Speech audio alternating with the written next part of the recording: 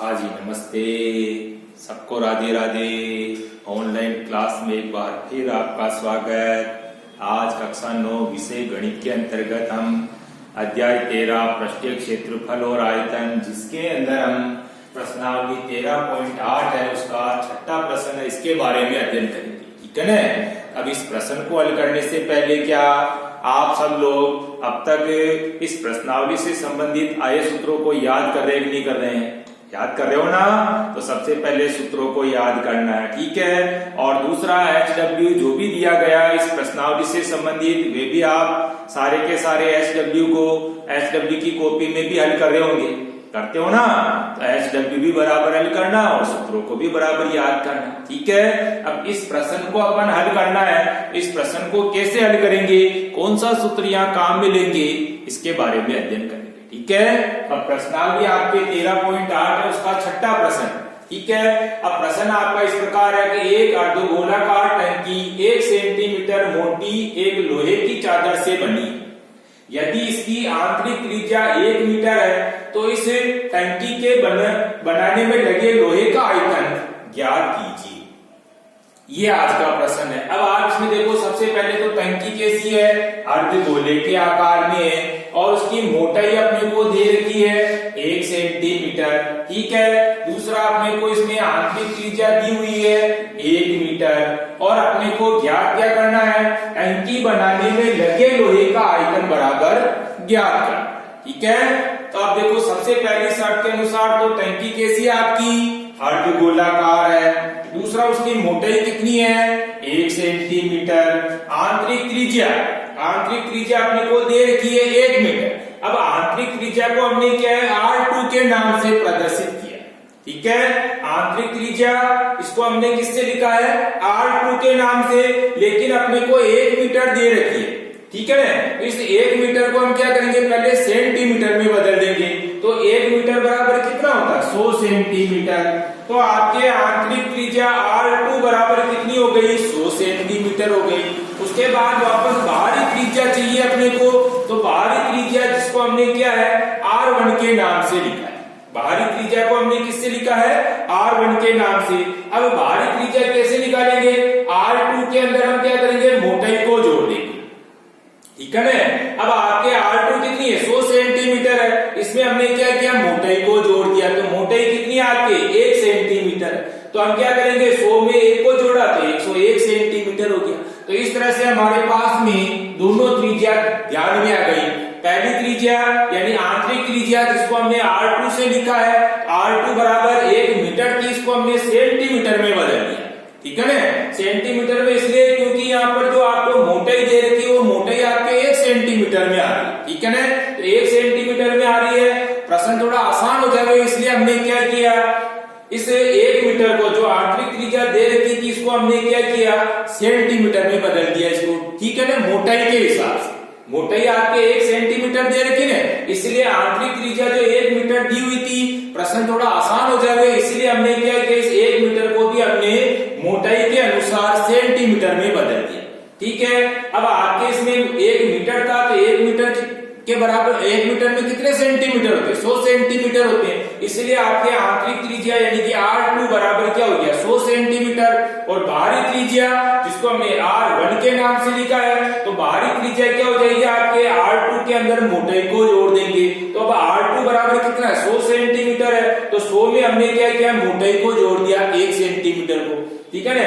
R2 की जगह तो हो गया 100 और प्लस मोटाई की जगह 1। इस तरह से हमारे पास में R1 बराबर कितना हो गया 101 सेंटीमीटर, ठीक है। अब इसके बाद हम देखो, इसके अंदर पूछा है कि आपने को लगे लोहे का आयतन बराबर ज्ञात करिए। तो लगे लोहे का आयतन बराबर ज्ञात करना, तो हम क्या करेंगे, बाहरी आयतन में से भीतरी आयतन को घटा देंगे, ठीक है। अब बाहरी आयतन, लेकिन बाहरी आयतन किसका, अर्धगोले का, तो अर्धगोले का बाहरी आयतन और इसी तरह से अर्धगोले का भीतरी आयतन, दोनों आयतन निकालने के बाद में क्या करेंगे, उसको घटा देंगे। तो अपन क्या करेंगे, लगे लोहे का आयतन बराबर बाहरी आयतन में से भीतरी आयतन को घटा देंगे, ठीक है ना। अब बाहरी आयतन किसका, अर्धगोले का, तो अर्धगोले का बाहरी आयतन बराबर सूत्र लिखेंगे अपन 2/3 पाई R1 का क्यूब, ठीक है ना। बाहरी त्रिज्या R1 है, इसीलिए 2/3 पाई r1 का क्यूब में से हम क्या करेंगे, माइनस करेंगे भीतरी आयतन का यहाँ भी सूत्र लिखेंगे अपन, तो 2/3 पाई r2 का क्यूब। ठीक है ना, सूत्र क्या लिखेंगे, 2/3 पाई r1 का क्यूब में से माइनस करेंगे 2/3 पाई r2 का क्यूब।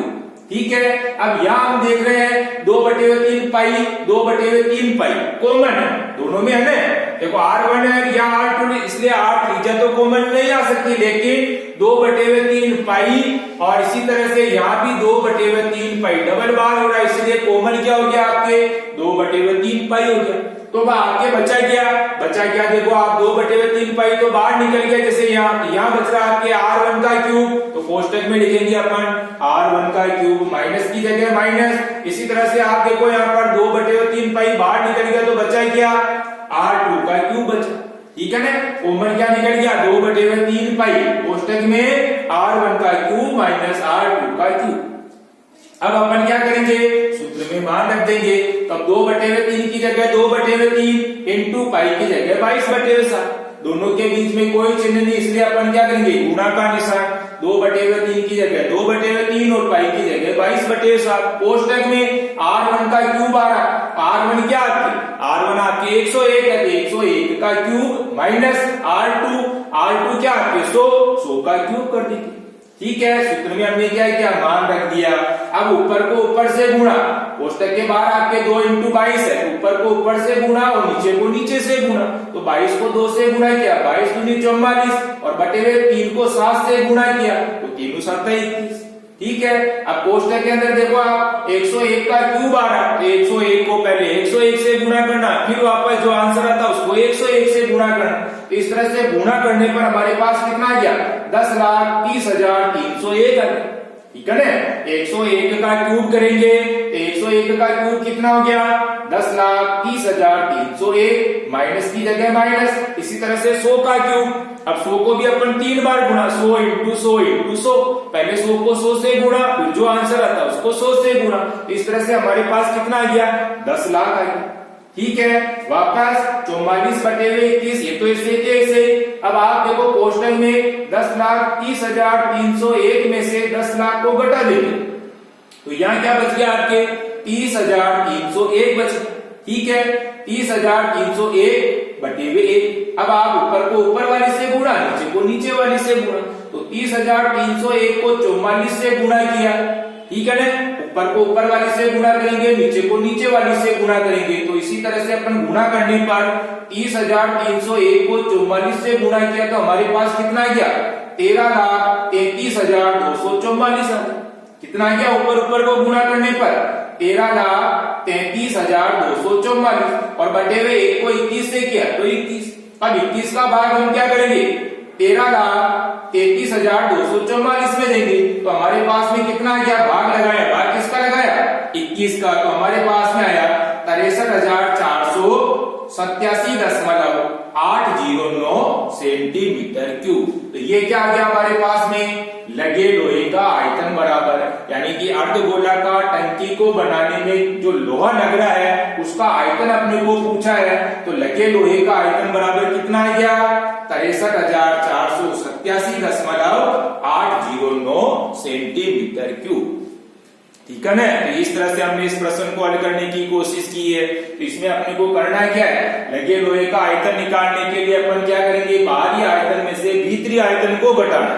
ठीक है ना, अब बाहरी आयतन किसका अर्धगोलाकार टंकी है, इसीलिए बाहरी आयतन जो निकालेंगे अपन तो अर्धगोले के रूप में, इसलिए अर्धगोले का आयतन में से अपन क्या करेंगे वापस अर्धगोले का आयतन को ही घटाना। ठीक है ना, लेकिन त्रिज्या दोनों की अलग अलग है, बाहरी त्रिज्या अलग है, भीतरी त्रिज्या अलग है, तो बाहरी आयतन में से भीतरी आयतन को घटाना। ठीक है, दूसरा क्या है कि अपने को मोटाई दे रखी थी 1 सेंटीमीटर और आंतरिक त्रिज्या जो दी हुई थी अपने को 1 मीटर दी हुई थी, तो हमने क्या किया इस आंतरिक त्रिज्या को मीटर से सेंटीमीटर में बदल दिया। ठीक है ना, तो ये तो हो गई आपके आंतरिक त्रिज्या 1 मीटर थी तो सेंटीमीटर में यानी कि 100 सेंटीमीटर हो गया। उसके बाद बाहरी अपने को त्रिज्या चाहिए, इसलिए हमने क्या किया आंतरिक त्रिज्या में मोटाई को जोड़ दिया, तो आपके बाहरी त्रिज्या क्या हो गई 100 में अपन ने 1 जोड़ा, इसलिए 101 सेंटीमीटर हो गई। ठीक है ना। दोनों त्रिज्या आने के बाद में लगे लोहे का आयतन ज्ञात करना है, तो बाहरी आयतन में से भीतरी आयतन को घटा देंगे। सूत्र का अपने को ध्यान में रखना है। अब आप HW में क्या करेंगे, वापस इसी प्रश्न का दोहरान करेंगे, लेकिन इसके पहले अपन क्या करेंगे, वीडियो को अच्छी तरीके से देखेंगे, उसके बाद इसी प्रश्न को बिना देखे हल करने की कोशिश करेंगे, ठीक है ना। सूत्र बराबर याद करना है। सूत्र जिस प्रश्नावली से संबंधित है उस प्रश्नावली से संबंधित अगर अपने को सूत्र ध्यान में है तो कोई सा भी प्रश्न है वह हमारे लिए आसानी होगा, इसलिए सूत्रों को बराबर याद करना, ठीक है। और HW बराबर हल करते रहेंगे, ठीक है। धन्यवाद, राधे राधे, जय श्री कृष्णा।